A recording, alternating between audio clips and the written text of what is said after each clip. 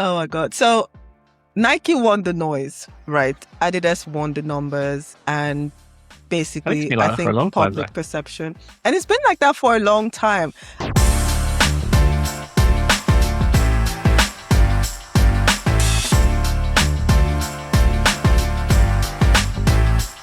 Hello, welcome to another episode of Branding Book Club. It's a special edition. I'm calling it the Brand VAR. Full-time whistles gone on the World Cup. Spain are the champions. Argentina are gutted. And everyone's doing their football post-mortem. We're doing a different one here at Branding Book Club. We're reviewing this tournament the way marketers watch football. The brands, the campaigns, and a few countries and players who became marketing stories, whether they meant to or not. Today, I'm joined by marketing genius, marketing expert, Alex Watley, and a super football fan. So together, we'll be looking at all things branding, all things marketing. Alex, welcome to Branding Book Club. Thank you very much. It's quite a build-up. Hopefully, I don't perform like Messi did the other night.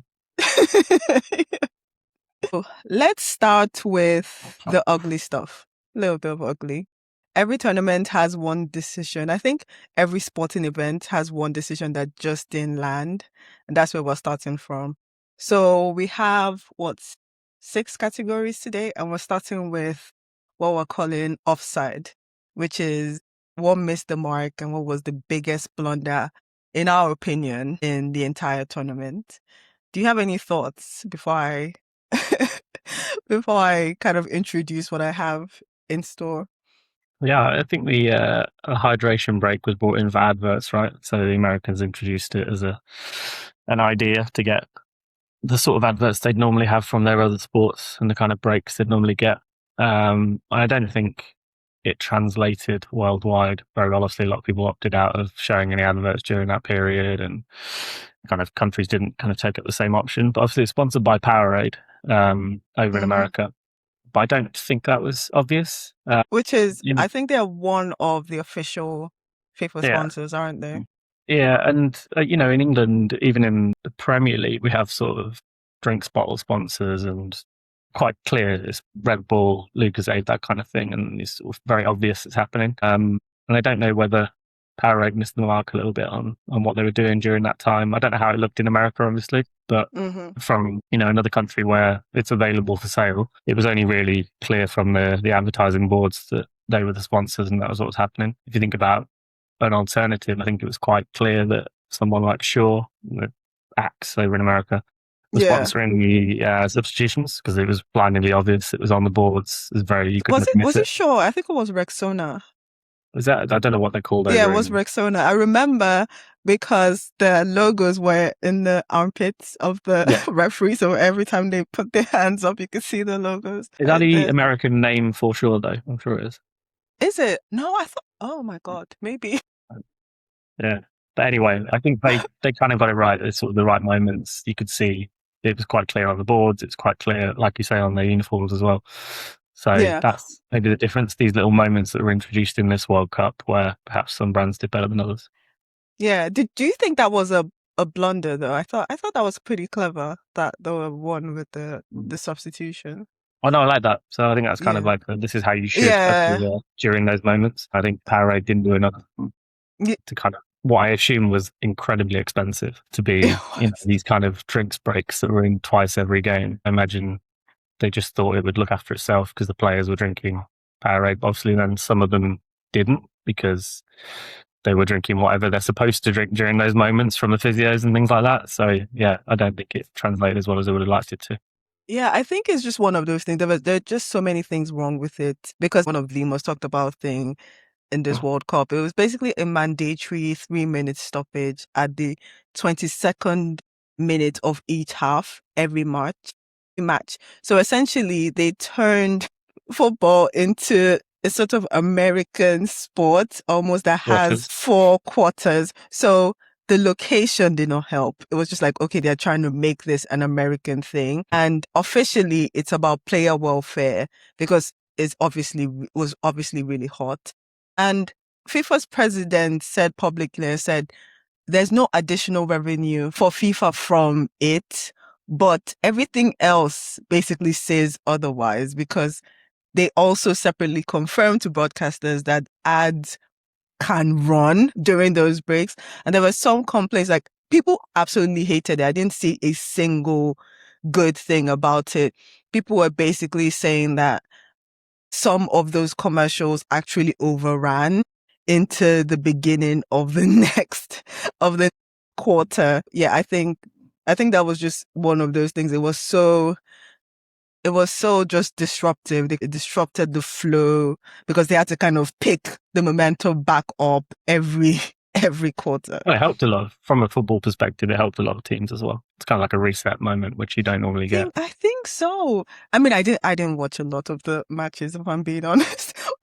But Did, in the UK, it was weird that obviously there's this legislation. So ITV, who are one of the people covering the football, if they'd wanted to put ads during these hydration breaks, they have to then lose adverts at halftime or full time. So there's only so many breaks you're allowed to have during live sport in the UK. So there's actually legislation, which obviously doesn't exist in a lot of other places, but there's just no way we could have made it work over here. Yeah, that makes sense. And obviously, this isn't a bad ad conversation, it's more a governance one, just like you said, Alex.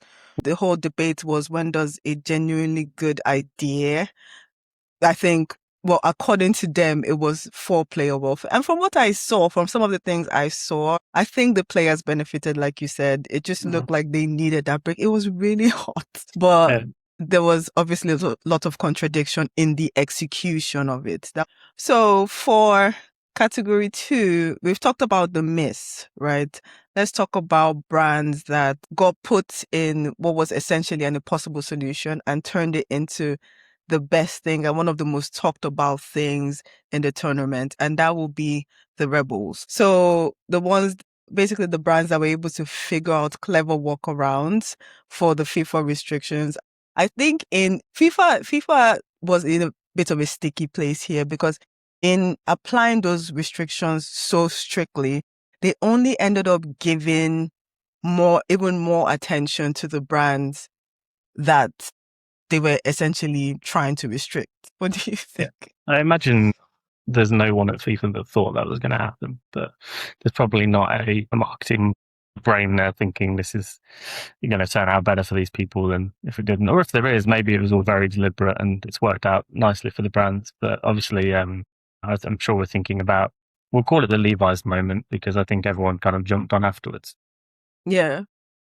But they've always been very good at reactive marketing and being a bit kind of not just about trying to sell pairs of jeans and things like that. So it kind of suited their brand perfectly to be a bit cheeky and kind of come up with a workaround. Obviously very much benefited from having a recognizable logo. So there's plenty of people who would have put some fabric around the logo and no one would have known what was underneath it. Yeah. But I think there's a lot of branding experts have come out and said, it helps to have a shape around something. It's not just a word, it's the shape that plays a big part as well. And I think also for them as a fashion brand, being able to cover something up with fabric was really like a little nod to things as well. Because obviously when Gillette went and did it, it was a whole structure that Gillette had to make and probably had to go away and get it made. So it was a bit different. But for Levi, it was just, here's some fabric, we'll throw that over, it'll be fine. So yeah, things like that require quick thinking and people who aren't kind of afraid to take risks. And that's probably the main way those things get done rather than just sticking a box around it. Yeah, it requires a lot of trust, within the marketing kind of ecosystem of that company, because it requires a lot of like fast movements, like you said, and it worked out so well for them. Yeah. Their CMO said afterward it became the most commented and shared post in Levi's history, not even the World Cup or this year, in history. Mentions of the brand were up 44% since the tournament started. So Mastermind just checkmate everything. A big thing for someone like that, because obviously there's been a lot of campaigns even just in like denim and jeans recently, right, that have been quite controversial or well over in America. So for them to maybe be falling behind a little bit in the conversation and to have a moment like that is probably huge. Yeah, I think Um, so. I think so. I didn't even think about it that way because we know brands like Gap are having such a big moment. And Levi's, they've been trying some big things. They've used big stars and everything, but it doesn't seem like they've just had much share of voice lately. So it's a really good one. Speaking of recognizable logos, Heinz did something, similar, but their execution was very different. So basically, we know that FIFA was putting tapes over all the brands. Not only is their logo distinct and easily identifiable, the shape of their bottle is also. So they really leaned into that. But the one that stood out to me was the penalty packets ones.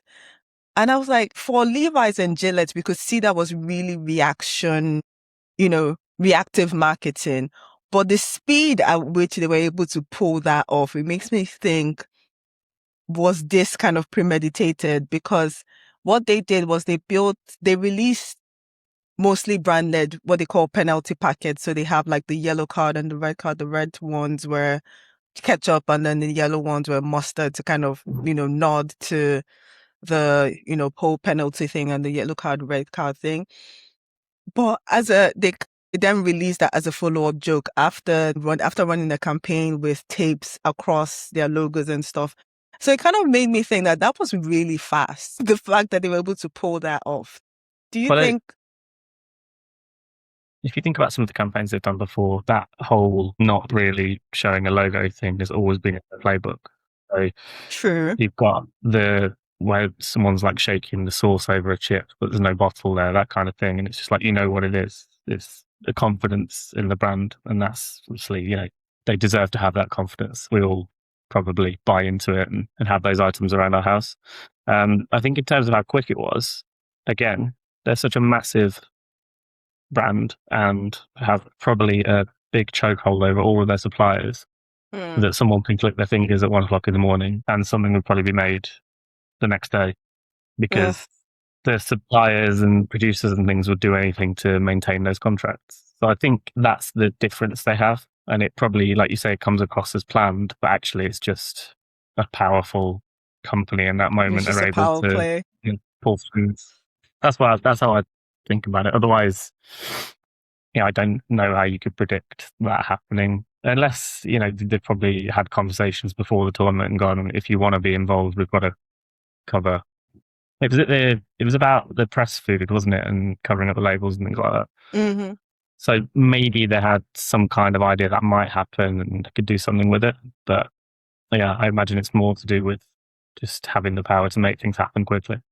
Yeah. And they were very clever. All these brands were very clever about it.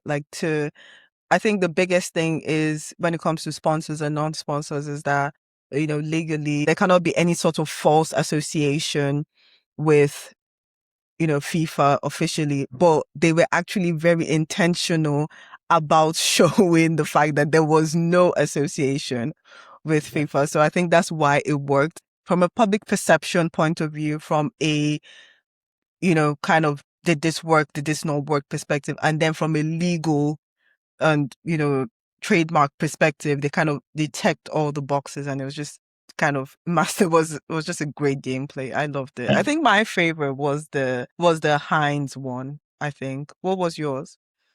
Let's stick with Levi. I'm actually torn between the two. It's more to do with who did it first, isn't it? It's often a bit of a struggle in marketing. It's like, oh, I copied that idea. Actually, 3 or 4 people have had it at the same time, but just someone did it quicker. Kind of like the And pink boots that were yeah, everywhere. yeah, the Under Armour response the other day, that was impressive. Yeah, I think it was just a good moment that everyone will remember. And Yeah. I'm sure it'll come up again because we're in Spain next, and the majority of the stadiums worldwide now have some kind of, especially new ones, have some kind of new sponsorship to fund the actual building of the stadium. Mm-hmm. The Euros in the UK next time, most of the stadiums are sponsored by a company. So yeah, we'll probably see it again in some way, but it'll be a lot more planned, won't it? So maybe it won't come across as authentic and it'll look a bit staged. One thing about Heinz is that I love that brand. They're so unhinged. They always find a way to make things fresh and make things different. So yeah, I mean, from the results I was able to find and are publicly available is I think the clearest numbers of the three goes to Levi's because biggest post in company history, Well, 44%, increase in mentions. That's just a master stroke. Is so good. yeah.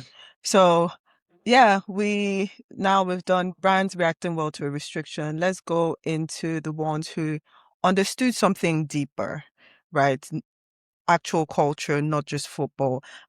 Create a campaign or around a moment in time, and it usually stays in that moment. But the ones that I think really have that longevity and are the most successful are the ones that are able to go beyond that moment and really resonate with people. For the culture, brands that understood football and the wider cultural landscape the best.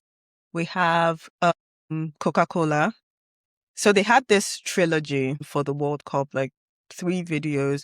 But the one that stood out to me was On Canned Emotions. What's the name of the other two, actually? So I think that was the second one that they released. So the insight is genuinely strong. It was built around football commentators and basically how the chaos and fans reacting to football together.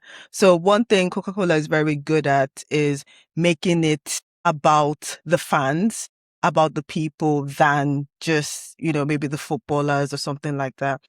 But they did get some backlash because some parts of it were AI generated. And for my research, we actually see this is the third year running Coca-Cola has had this exact AI criticism. Well, first of all, what did you think about the campaign itself, the video, and basically Coca-Cola's entire presence? And because there was a lot of backlash on the AI aspect of things. What do you think? Yeah, probably there's a comparison between them and, well, they're just the biggest brand, aren't they, in the world?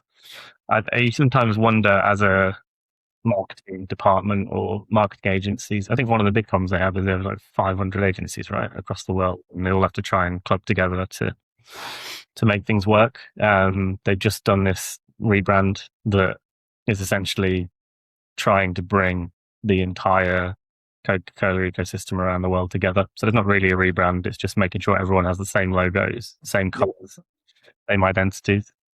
So I'm always a bit in awe of them managing to do anything that looks coherent, to be honest. And I also think if you're in the marketing team there, you're a bit like, well, what on earth do we do? Like, what are we going to do that's going to make a difference? Do we make a difference?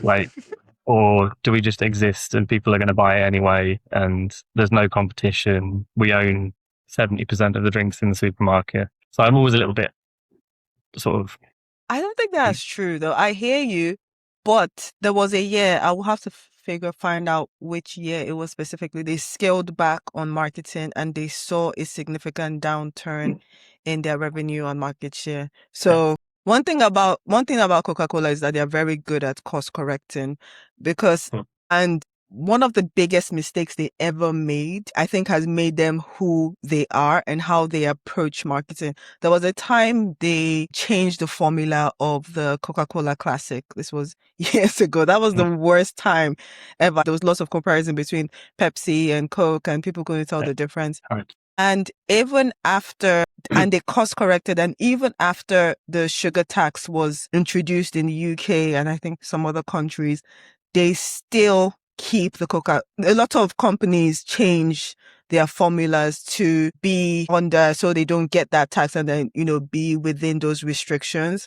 And it worked. But what they did was to create other products that basically are for that customer and are cheaper. And that's why you see that Coca-Cola Classic is a lot more expensive and the people who want it invest in it. So just a little bit of No, that. I get it. I think I feel like sometimes the bigger brands pass me by a little bit because I'm not as excited by what they're producing. I I like think I new get things. more excited. I'm opposite.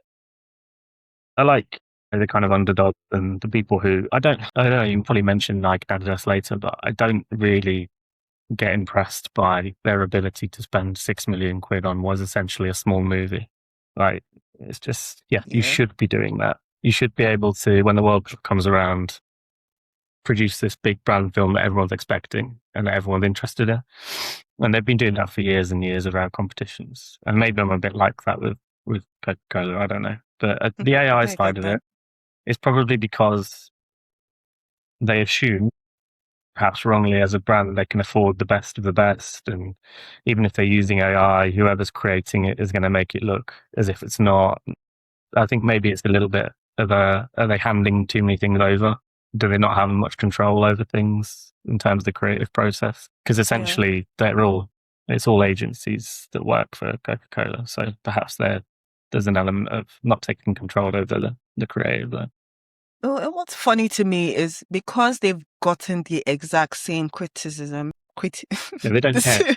yeah, like I think that's the issue. Maybe I think they truly believe that the world is most likely will probably move towards more AI generated content. So one thing about Coca-Cola is like they like to be ahead of the curve when it comes to a lot of these things. So they just probably believe that if they tough it out long enough, other brands will be the ones catching up to where they're at, because it doesn't make any logical sense to me that your target audience, the people you're basically creating all these things for, are saying, why are you doing this? Because there's a bit of a contradiction to me, is that this is supposed to be about real human fan moments.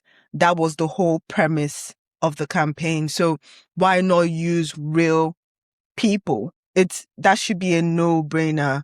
Why use AI? It is not a resource problem. Definitely not. It's not an access problem. So that's the only thing I could think of. I just like, what could be the the reason they just keep doing this? Use real people though, or do you think it's always going to be some form of actor or actress? And a brand like Coca-Cola, I don't expect them to be talking to me and you on the street and putting that in their FIFA campaign. So I guess maybe they're thinking, what's the difference between someone who we pretend is real and thus paying an actor or an actress to do this? And yeah, pay an actor. That's not an issue. It should be a real person, non-celebrity person. The thing is, like I said, the whole campaign was centered around humans reacting, real fans reacting. So even if it's paid people, as long as they are people, not AI generated Yeah. visuals, I think that's the The bigger disconnect. problem is the disconnect is the right word between us as marketers being quite consumed by AI at the minute in terms of how we're using it for various different things, and the audience being quite a long way behind that. So most people's exposure will be the fact that Google has essentially turned into AI search now. So they see their overviews, but not many people globally are creating videos or images or doing that kind of thing themselves. So I think we're probably a couple of years ahead of the actual audience being marketed to in terms of acceptance. Mm-hmm. So maybe if Coca-Cola did that in 3 years' time, no one would care. Because I mean, I've Exactly. already watched a Disney film recently that I'd imagine was about 80% AI, and that's film production, cinema kind of, that's a different level of thing, like an hour and a half movie that people are going to sit through and realize that this isn't animators anymore. It's people, reproducing scenes or characters in the background to make things easier and quicker to produce. Yeah. So there's a disconnect between companies and the audience probably at the minute. Yeah, I think so. But speaking of a brand, two brands that seem to be listening are Heinz and Heineken.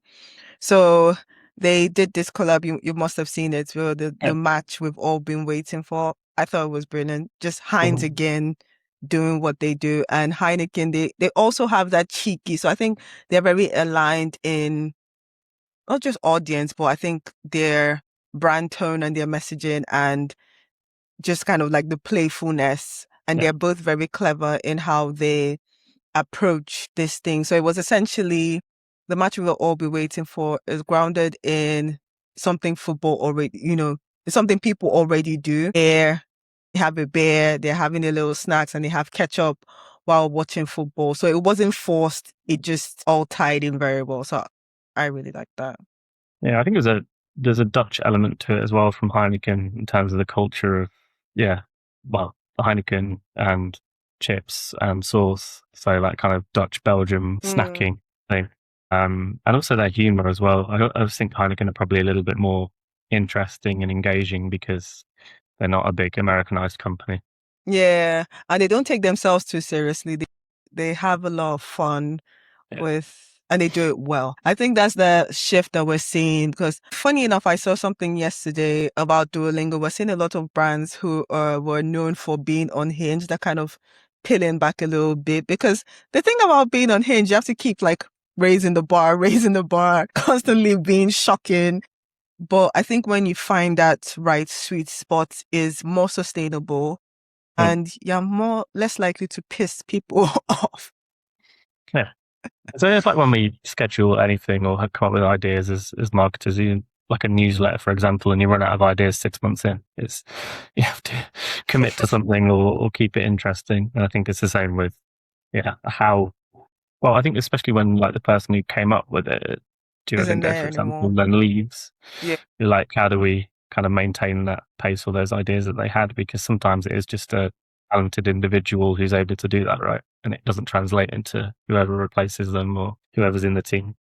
Yeah, I definitely agree. It had a lot to do with the person who was behind the original Mm. tone leaving. Yeah, So how does another person step into that shoes is very in it. It's not really something you can teach.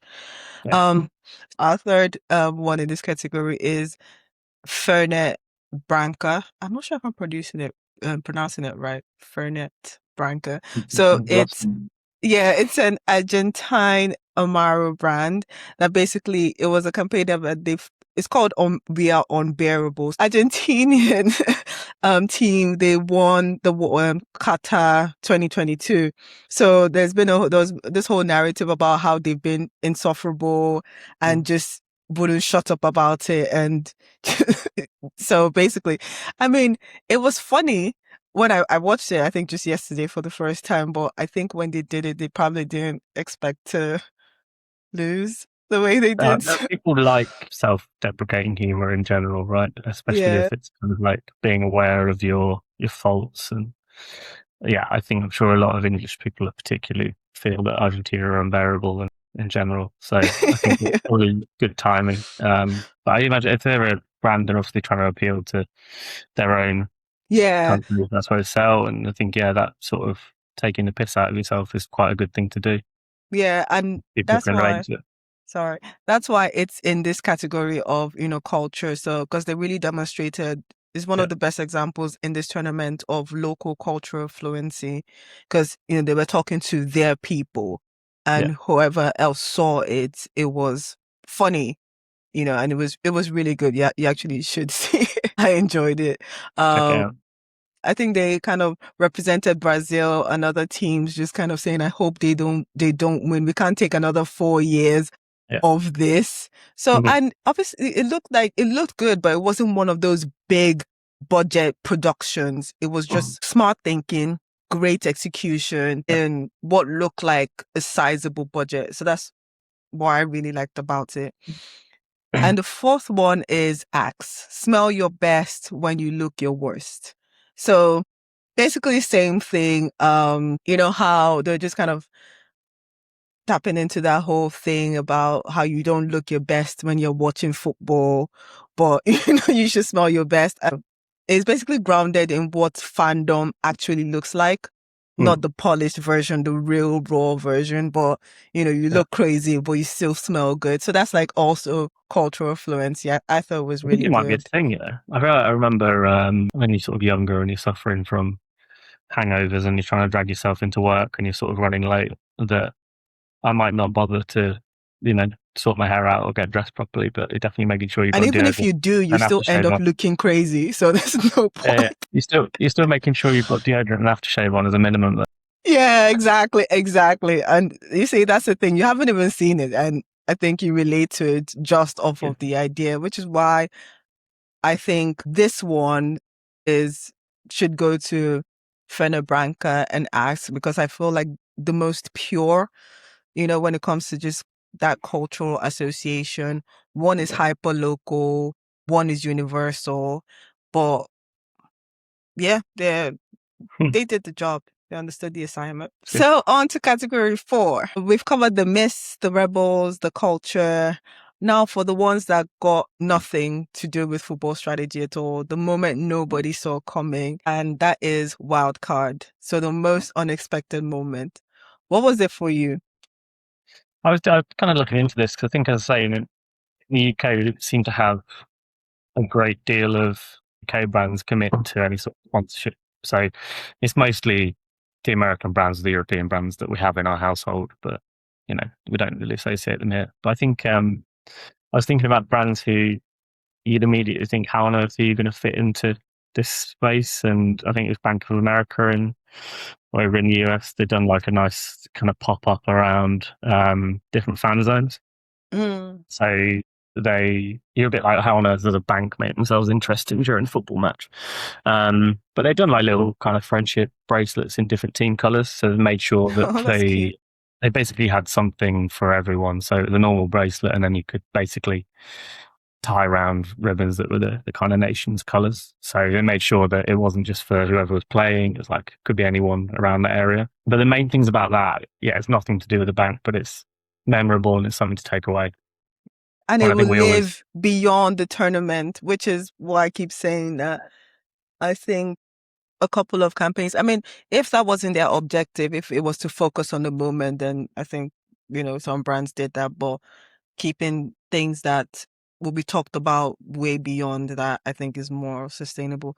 For me, yeah, it was the whole British Airways versus Norwegian Air. I loved it. Everyone loved it. It was one of the most talked about things. really reactive, right? That Yeah, only it was happened really because reactive and it of was their so fixture. clever.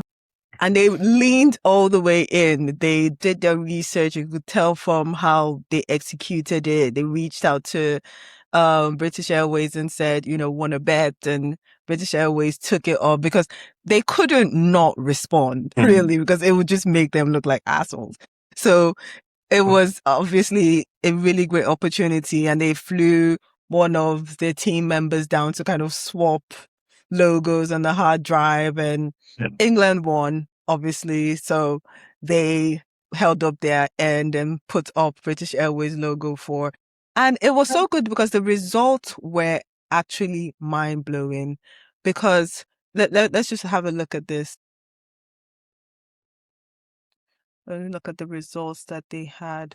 I think what I saw was they had over 25 million views from, that small mini campaign that they did. And Norwegian Air, for context, their usual average views is about 1,000, So obviously that would have increased now after they've gotten this visibility. So it was really good. And neither of them were official FIFA sponsors. I think they got more mentions than any official FIFA sponsors. So such a great way to create your own conversation, create your own table. And what makes it so unexpected is that it's so charming and wholesome because they're two competitors, but they kept it light-hearted. It was a public bet. I think what pisses me off and can be a little bit off-putting about some of these things is landed so well. So I enjoyed it. Yeah, I mean, I remember them as a brand, Norwegian, from years ago because they launched this whole like budget transatlantic flight thing from the UK, and they did well out of it for a few years, and then they disappeared, and I just assumed they'd gone because there's another brand that are a little bit unhinged called Norse that kind of took over. So I've they heard of those. part of it, but they basically do the same route now, cheap, like it's like Ryanair but for long haul. So I think this was a moment for me where I was like, oh, I remember them. I didn't know this existed. So I think they're just kind of Norway based now. But if I was ever over there, maybe I'm thinking, oh, I remember them. We'll fly with them. So there's things like that. I just genuinely thought they've gone out of business. So I think it might be a moment for a lot of people where they remember them as a Yeah, it brand was a and an good way option. to say we're still here. Yeah, definitely. Maybe like one last throw of the dice. Maybe that wasn't the Yeah. idea. They're like, we've got to do something. Yeah. I think another thing that made it work was that neither of them was afraid to be the butt of the joke. Like when the other lost, sometimes that can be the tough part to Yeah. just kind of let go of as a brand, Mm. especially, depending on the brand that you work for. Yeah. So on to category 5, we've built a real sense of what made this tournament marketing actually work. We've talked about cultural relevance, bravery, knowing your audience. So let's use that for the two big ones. First is best single ad, judged purely on the craft. So we have category 5, the goal of the tournament. So this is best single ad. For this, we have Legos, Everyone Wants a Piece. We have Adidas Backyard Legends. Oh, but we've got Iron. Oh, Iron Brew. Oh, yes. Let's take them one by one. I'm going to go straight in with them because Yeah, let's do that. so they've always been brilliant in terms of kind of brand campaigns, to be honest. They're kind of, obviously they're notoriously Scottish, but I think a lot of people in England will have grown up drinking it as well. And it used to taste significantly better several years ago, but so did most things. And I think they've kind of had to up their persona whilst maybe the drink doesn't quite taste as it used to. So they're still trying to be culturally relevant, like you say, and make people want to purchase it. They had a brilliant agency for a long time called Leaf, who did everything. I think it was like 25 years they were with them. And someone else has picked up the baton recently. I can't remember the name of the agency, but I would be very stressed if I was them to carry on the kind of brilliance that they've put out over the last 25 years. And they started off really strong. They had I a why brand they would campaign earlier in the move year. agency after such a legacy and such Yeah, a I run. don't know if it was to do with who ownership or something like that, but yeah, I think to do that, and then obviously for the new agency to kind of pick up the baton and do pretty well afterwards is quite impressive. We've seen variations of that where it doesn't happen. It can go horribly wrong and people end up going back and things like that. So yeah, I really enjoyed that one. And obviously it was linked particularly to Scotland. Again, it was a little bit like the Argentinian one you mentioned, sort of taking the piss out themselves, knowing their limitations, knowing that they probably weren't going to be there very long, but they're going to have fun Yeah. while they were there.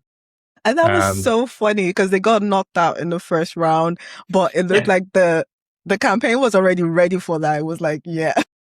I think like Brand Scotland as well, right? They were probably everyone's favourites over there as a nation in terms of the people. I think they took over like the whole of Boston for about 3 weeks, cleared out the bars, drank all the beer, and really had a good time. And I think Yeah, that's the people, thing. Scots will have a good time. It doesn't yeah, matter. and imagine like Visit Scotland have probably done pretty well out of the World Cup by accident. You know, the kind of the people and the culture and people, Americans wanting to go over and understand more about it. I imagine there'll be a massive spike in there.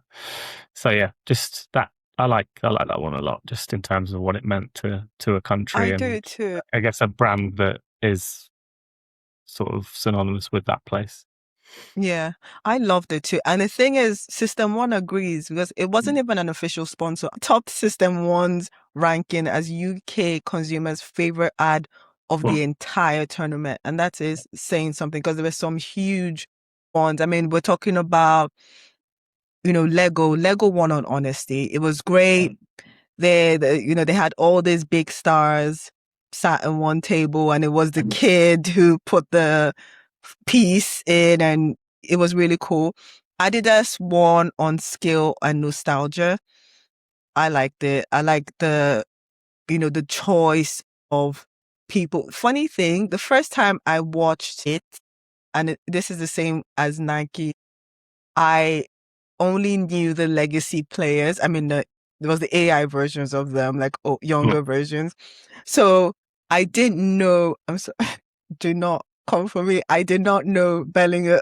I didn't know what he looked like. I knew his name. I didn't know as well. So I was like, who are these guys? Obviously, I knew Timothy Chalamet. And the fact that they didn't just use any random actor, he's actually a strong football enthusiast. So there was a lot of And really meaning. relevant. Exactly. And that's And probably really why culturally relevant right now. I imagine that's why you put them in this category over Nike, because Nike made some big errors as well in terms of who they picked as their Do you know what? people. Let's put a pin in that for now because that's why I put it last because there's so much to say Yeah, there's. okay. It was Lego, right? We probably all want to work for them as marketers. It'd probably be the dream. Like the amount you can do, the amount of creativity, the amount of things you can come up with. Yeah. it's not surprising they're able to kind of keep doing these things, but it takes talented people still. But the availability of the actual thing they sell and the amount of things you can do with it is just, being gold for anyone working there, I'm sure. And I think the biggest thing is having a pulse, having your pulse on your actual audience and keeping it. Because that's the thing. I think like, and we've seen it happen time and time again where brands get bigger, their marketing team, like some of the examples we have mentioned is like, maybe is the disconnect that you just feel like, who asked for this? Like, where did this come from? We're talking about, this is football, it's about enthusiasm, it's about joy, it's about, sportsmanship. Where does this fit into all of that? So Lego, like I said, won on honesty. Adidas won on skill and nostalgia. Iron Brew won on charm and specificity and on a fraction of the budget. So for me, it comes out on top. I agree with you. And I agree with Sister One because it's very easy for the bigger brand. It's easy and is expected because no one thought Adidas or Nike were going to come out with a bad campaign. Everyone will have different ideas or different perspectives on That's what I was saying earlier. how they You're going to make receive it. something that looks good, even if it's Yeah. not quite right. Exactly. So they made something that looks good. So best ad, I'm giving the goal of the tournament to Iron Brew. So if that And you've means learned something anything, new today as well. and I've learned something new today. So for our sixth and final category, we've talked about what was the best single piece of creative. Last one is bigger than the ad, than one ad. Is like who won the actual tournament in terms of creativity and commercially, right? So here we have Adidas and Nike. So I will give a bit of context on both before we go into the ad. So Nike is, not an official sponsor versus Adidas that is, and they have ripped the script. They had Ronaldo, Mbappe, Haaland, Vinny Jr., plus LeBron, Travis Scott, Kim Kardashian cameos. They had so many people. They had Lisa, so many people. It still became one of the most talked about things all tournament. Nike made 12 official national team kits, sold 2.5 times more World Cup shirts in this World Cup than they did in 2026. They sold out of the US shirts within 2 weeks, but generally sales were down in 2025, and they're still kind of experiencing a share, a drop in their global market share, which has fallen from 29.2% to 22.9%. And their own CEO, surprisingly or unsurprisingly, admitted the brand lost its obsession with sports, which is a little bit of a contradiction to me. If you think about some of the recent things and campaigns that they've caught heat for, because is it that they've lost their obsession with sports and then transferred that to an obsession with, the elite athlete? Because there was one that we saw, there was so much backlash. It was like runners welcome, walkers tolerated, something like that. I don't know who thought. Heartbreaking, wasn't it? It was bad. Yeah, I don't know who thought that would be a good idea. I mean, I'll just kind of ruin your category slightly, but I think I've said already I'm not really massively fussed by the big The names. big ones. Yeah. Okay, give me. But I think Nike had a terrible tournament all around. They picked the wrong England player in that commercial, so they thought, well, he's definitely getting selected. Again, on a beach or somewhere. So their main England player, out of say the 12 kits they're providing, isn't even in the squad. They had 26 people to pick from, and they got the wrong one. Their kits had these weird, like, shoulder pads on that I think they admitted was almost like a mistake in the design at some point. So all of the nations, like, yeah, they've sold out the kits, but they look dreadful when you wear them. They kind of like pinch up and yeah, just generally didn't look great. They were competing against Adidas, who had basically decided it was the year that they were going to give everyone the trefoil logo and the old school badges. So everyone loves that from a Mm-hmm. football perspective. My team's got one this season. I've ordered the away kit straight away because it looks better than anything we've ever made. So they made a big thing this year out of it being an anniversary of that, and they were going to kind of lean into that. And I think the away kits they did in particular for the World Cup were incredible, Yeah, they're much really more good. memorable. I like them. Yeah, outside of just big adverts, I think just generally a dreadful tournament from my perspective for Nike. So I wouldn't have them in the big winners category at all. Okay. What will you have instead? That's my controversial opinion for you. I'd be putting maybe some of the ones we've already talked about. I think we've already knocked them out. We just that. But hello, I just like to give context. So, because some of these things you have to kind of look at it.